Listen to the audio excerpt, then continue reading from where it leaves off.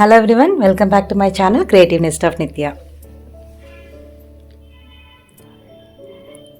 Lunch எல்லாம் முடிச்சதுக்கப்புறம் யூஸ்வலாகவே அந்தந்த பாத்திரத்தில் எடுத்து பாத்திரத்துலேருந்து வேறு சின்ன சின்ன பாத்திரத்துக்கு இருக்கிற சாம்பார் ரசம் தயிர் எல்லாத்தையும் மாற்றி வச்சுருவேன்.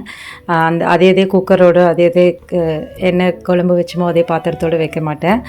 சம்டைம்ஸ் மார்னிங்கே லஞ்ச் வேலையெல்லாம் முடிச்சிடும். மார்னிங்கே இதெல்லாம் முடித்து கிச்சனை கிளியர் பண்ணி வச்சுருவேன். ஏன்னா எனக்கு கிச்சனில் மெஸ்ஸியாக இருந்தால் பிடிக்கவே பிடிக்காது. டக்குன்னு வேலையை முடித்து கிச்சனை கிளியர் பண்ணி வச்சுட்டா எனக்கு அப்பாடான்ட்டு இருக்கும். அப்போ தான் கொஞ்சம் ஃப்ரீயாக.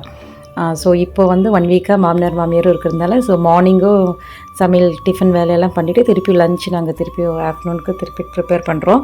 ஸோ இது வந்து அவங்க லஞ்ச் எல்லாம் முடித்து எல்லாத்தையும் எடுத்து செட்டில் பண்ணதுக்கப்புறம் சரி கேஸ் எல்லாம் க்ளீன் பண்ணிடலாமேன்னு க்ளீன் பண்ணியாச்சு. எனக்கு ஒரு பழக்கம் இருக்குது, சமைக்கவே அப்படியே உடனே துடைப்பேன். சமைச்சு முடிச்சுட்டு தான் துடைக்கணுன்ட்டுலாம் வெயிட் பண்ண மாட்டேன்.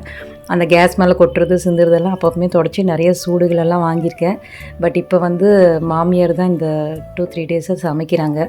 ஸோ அவங்க சமைச்சிட்டு இருக்கும்போது நான் குறுக்கால போனேன்னா அவங்களும் டென்ஷன் ஆகிடுவாங்க, நமக்கும் செட் ஆகாதுன்னு சொல்லிவிட்டு கொஞ்சம் ஒர்க்கெல்லாம் முடிச்சதுக்கப்புறம் கடைசியாக க்ளீன் பண்ணியாச்சு.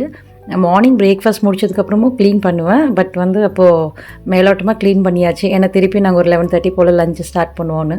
அப்புறம் லஞ்ச் எல்லாம் முடிச்சதுக்கப்புறம் தான் கம்ப்ளீட்டாக கொஞ்சம் சோப் வாட்டர்லாம் வச்சு, ஏன்னா கொஞ்சம் எண்ணெய் பிசுக்கெல்லாம் இருக்குது. ஸோ கண்டினியூஸாக இந்த அப்பளம் இதெல்லாம் வடகம்லாம் வறுத்துட்ருக்கோம். அதனால் கொஞ்சம் எண்ணெய் பிசுக்கு இருக்குதுன்னு சொல்லிவிட்டு நல்லா சோப் வாட்டர் வச்சு க்ளீன் பண்ணியாச்சு. ஷிங்கில் வந்து பாத்திரத்தை அப்பப்பவுமே போட்டு சமைச்சு முடிச்சுட்டு நான் அப்படி கையோடு எல்லாத்தையும் ஒன்றா போட்டுட்டு க்ளீன் பண்ணுவேன். இப்போ இவங்க சமைக்கிறதுனால அவங்க அப்படி போடுறத நான் அப்பப்போ அப்படியே கிளியர் பண்ணிடுது. இல்லாட்டி ஷிங்க் ஃபுல்லாகவே சேர்ந்துடும் டக்குன்னு. அதனால் ஆண்டி சமைக்கிறதுனால நான் இந்த கழுவுற வேலை க்ளீன் பண்ணுற வேலையெல்லாம் நான் பண்ணியாச்சு. அத்தனையும் பண்ணி முடிச்சுட்டு மறுபடியும் கேசரிக்கு அவங்க வந்துட்டாங்க அடுத்த ரவுண்டு கிச்சனுக்கு. ஏன்னா இன்றைக்கி எங்கள் மாமனாரோட பர்த்டே. சரி நீங்கள் கேசரி பண்ணிடுங்க, அந்த கேப்பில் நான் போய் எல்லாம் மடித்து எடுத்து வச்சுட்டு வந்துடுறேன்னு சொல்லி மடித்தாச்சு. முதல்ல வந்து ஆண்டி அங்கிள் ரூம் இல்லாத டைமில் அந்த செகண்ட் பெட்ரூம் தான் நான் துணியெல்லாம் போட்டு வைப்பேன்.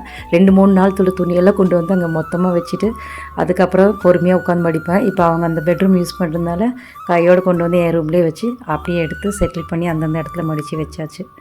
இன்றைக்குமே நான் கொஞ்சம் சோம்பேறித்தனமாக நினைக்கிற வேலையை வந்து துணியை மடித்து வைக்கிறது தான். ஏன்னா துணி எவ்வளோ ஸ்பீடாக துவைக்கிறனோ அந்த ஸ்பீடு மடித்து வைக்கிறதுலையோ அது கொண்டு போய் வைக்கிறதுலையும் இருக்காது. இன்றைக்கி அதெல்லாமும் வச்சாச்சு. குக்கிங் வேலையில் கொஞ்சம் சப்போர்ட்டுக்கு ஆள் இருந்ததுனால இன்றைக்கி நான் கொஞ்சம் இந்த வேலையெல்லாம் எனக்கு அப்பப்பவுமே டக்குன்னு முடிச்சிடுறேன். இதெல்லாம் துவைச்சி அந்தந்த இடத்துல கொண்டு போய் செட்டில் பண்ணி வச்சுட்டேன். I hope you like this video. Thanks for வாட்சிங்.